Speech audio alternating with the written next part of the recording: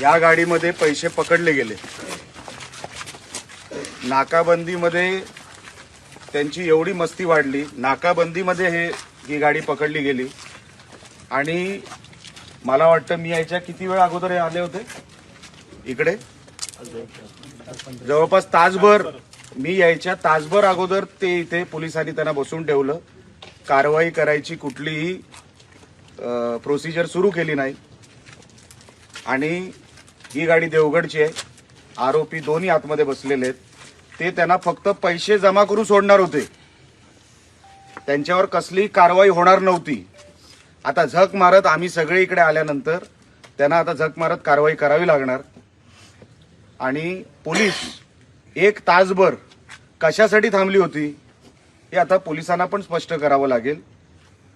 आम्ही इथे आल्यानंतर आमच्या सैनिकांच्या भावना तीव्र झाल्या। कॉलर पकडली नाही, जे सोडवायला आले त्यांची कॉलर पकडली नाही किंवा त्यांनाही गालबोट लावला नाही।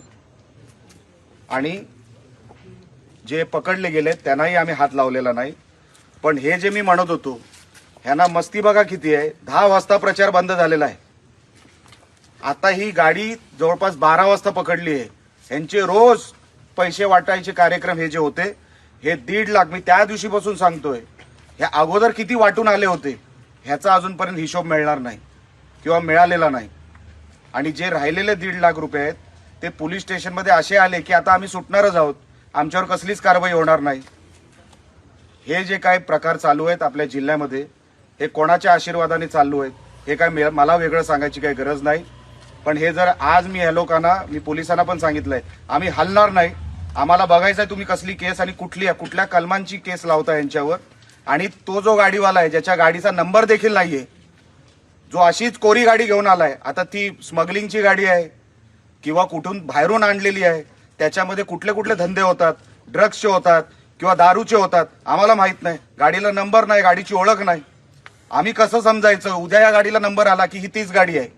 ही चोरीला वापरू जाऊ शकते, ड्रग्ससाठी वापरू जाऊ शकते, दारू डुप्लिकेट आणण्यासाठी वापरू जाऊ शकते।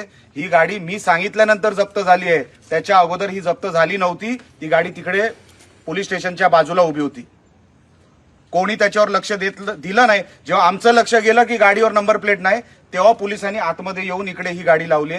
हे सगळे पत्रकार 2-3 इकडेच होते। मी जर एक जरी ह्याच्यातलं खोटं बोलत असेल तर हेही पत्रकार इकडे विटनेस आहेत, पुरावा म्हणून। ते कदाचित बोलतील किंवा बोलणार नाही मला माहित नाही, पण मी यायच्या अगोदर पत्रकार पण इकडे होते।